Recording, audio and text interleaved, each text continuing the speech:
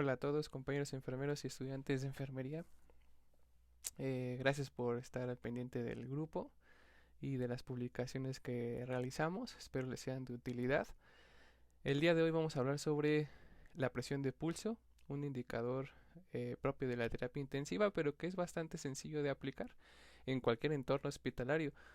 Urgencias, medicina interna, cirugía general, etcétera. ¿De acuerdo? De entrada sabemos que la presión arterial media perfusora de un paciente en estado crítico debe ser mayor o igual a 65 milímetros de mercurio.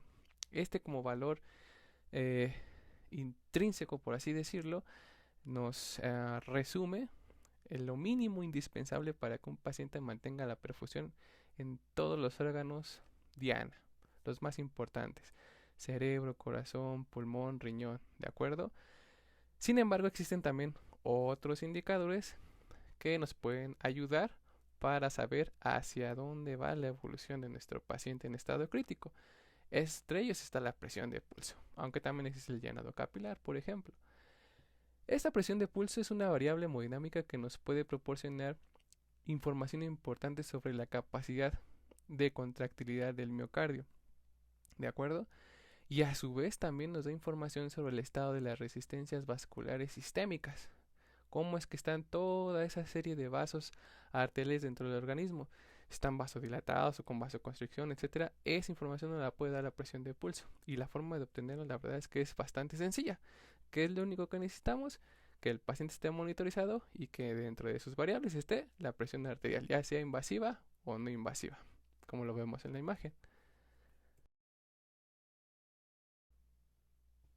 ¿Cómo la vamos a obtener? Es sencillo.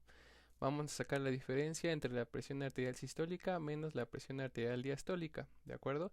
El valor normal de la presión de pulso está alrededor de los 40 milímetros de mercurio.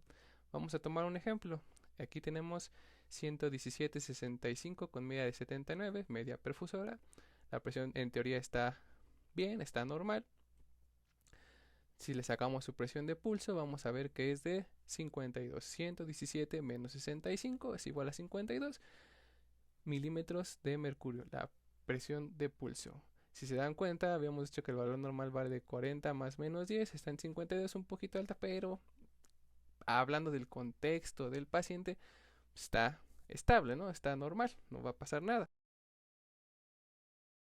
En donde de verdad hay una diferencia notable en torno a que esté corta o alargada esta presión de pulso. Y aquí tenemos la imagen de un monitor de un paciente real de la terapia, en donde vemos una presión, de entrada una frecuencia de 96, saturación de 94, frecuencia respiratoria de 18, temperatura de 35,9, pero la presión arterial, véanla cómo está, es de 120 sobre 37, con media de 59.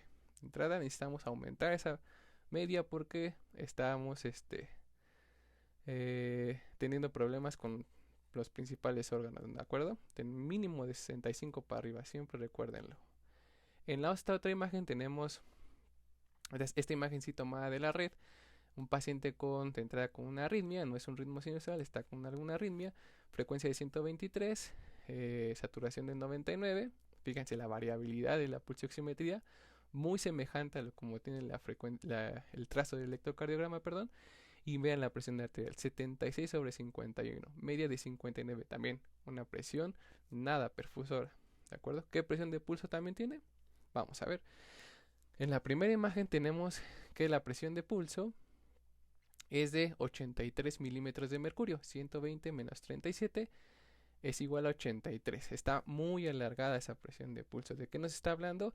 De que hay algún problema. ¿En dónde? En los vasos, en las resistencias vasculares sistémicas. ¿De acuerdo? ¿Cuál es el problema? Están vasodilatadas. Cuando ustedes tengan una presión de pulso mayor de 40 o con una diastólica bastante disminuida que te den esas diferenciales tan alargadas, el problema es los vasos sanguíneos. Y específicamente hay una vasodilatación generalizada.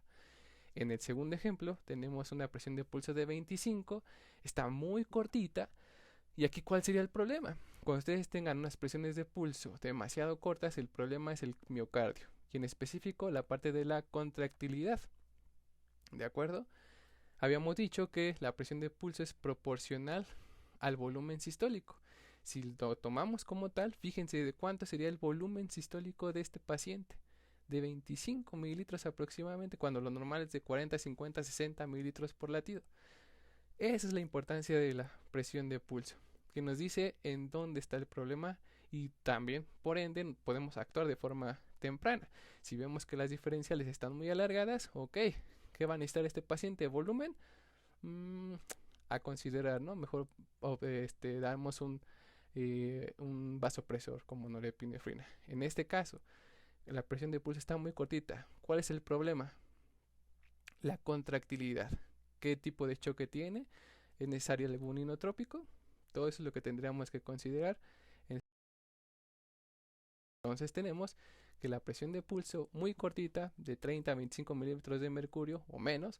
Las posibles causas son choque hipovolémico por la disminución del gasto cardíaco, choque cardiogénico, la misma situación, choque obstructivo que también condiciona una disminución en el gasto cardíaco, una insuficiencia cardíaca congestiva o una estenosis de la válvula aórtica, que es lo mismo de un orificio pequeñito en la válvula aórtica que impide que tenga un gasto cardíaco óptimo. En el caso de que las diferenciales o la presión de pulso sea muy alargada, ¿a qué se deberá? Bueno, si leemos como tal lo que nos dice, nos ilustrará. La presión de pulso es cercana a lo normal, pero con cifras tendientes a la hipotensión, es decir, mayor de 40 milímetros de mercurio, seguramente será por un choque distributivo, ¿de acuerdo?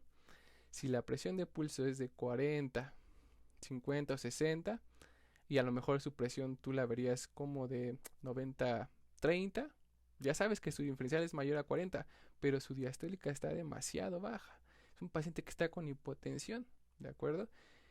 Vemos la etiología, vemos el contexto del paciente y seguramente tiene o choque séptico, o choque neurogénico, o choque anafiláctico, que son los tres tipos de choques distributivos.